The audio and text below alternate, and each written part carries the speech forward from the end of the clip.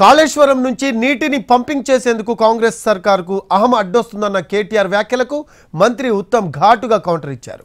నీటిని విడుదల చేస్తే భారీగా ఆస్తి ప్రాణ నష్టం సంభవిస్తుందన్నారు. అందుకే నిపుణుల సలహా ప్రకారం ముందుకు వెళ్తున్నామన్నారు ఉత్తమ్. అన్ని విషయాల్లో బీజేపీతో విభేదించే కాంగ్రెస్ ప్రభుత్వం ఎందుకు ఎన్డీఏ రిపోర్ట్, అది ఎన్డీఎస్ఏ రిపోర్ట్ కాదు, ఎన్డీఏ రిపోర్టే, బీజేపీ ఆఫీస్లో తయారు చేసిన ఒక చిల్లర రిపోర్ట్ అది. ఆ రిపోర్ట్ను మాత్రం షికండిలాగా అడ్డం పెట్టుకొని 3 బ్యారేజీలు భయ. ఇప్పుడు నేను మీకు ఒకటి చెప్పేది, 10 లక్షల క్యూసెక్లు కిందికి పోతున్నాయి.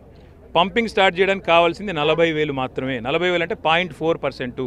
ఆ 0.4% నీళ్లను ఒక చిన్న పిల్లకాలు అలాగా మళ్లించవచ్చు. ఇది ఉత్తమ్ కుమార్ రెడ్డి గారికి తెలియకపోతే మేము national dam safety authority advice మేరకే పోతున్నాము. వాళ్ళు చెప్పే విధంగా చేస్తే మరి వాళ్ళకి బ్యారేజీలు కొట్టుకుపోయి కింద ఇంకా నష్టం జరగాలందనో ఏముందో కానీ, అదే మేడిగడ్డ బ్యారేజీలో వాళ్ళు చెప్పినట్టు ఫుల్ స్టోరేజ్ పెట్టి పంపింగ్ చేస్తే బ్యారేజ్ ప్రమాదవశాత్తు ఏమైనా జరిగితే కింద ఆస్తి నష్టం, ప్రాణ నష్టం, అదేవిధంగా పూర్తయిన సమ్మక్క సారక బ్యారేజ్ కొట్టుకపోతుంది, సీతారాం సాగర్ ప్రాజెక్టు డ్యామేజ్ అవుతుంది,